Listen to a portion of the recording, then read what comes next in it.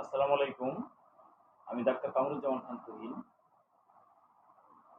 আমি একজন homeopathic physician, private practitioner. আমার চেম্বারের লোকেশন হলো রাজশাহী জেলার কবা উপজেলার বরগাছির পাকার মাথায়।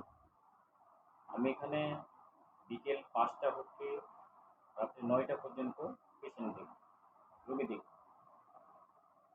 তো আজকে আপনাদের সামনে আমি যে বিষয়টি তুলে ধরার জন্য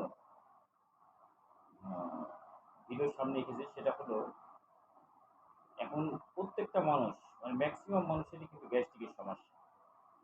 এবং এই অ্যালোপ্যাথিক গ্যাসের ওষুধগুলো খেয়ে খেয়ে মানুষের এমন একটা অবস্থা যে অন্যান্য জটিলতা শরীরের মধ্যে নিয়ে আসছে, এটা ফলো করছে।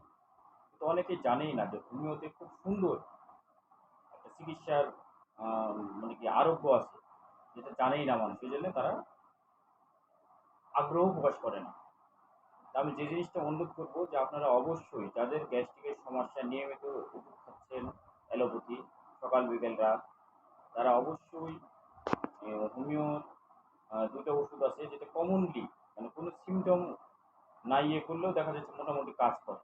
সেটা হলো যে সকালবেলায় আপনাকে সালফার 30 পাওয়ার অর্থাৎ 30 শক্তির সালফার খেতে হবে এবং বিকেলে নাক্সভাম 30 শক্তির নাক্সভাম খেতে হবে।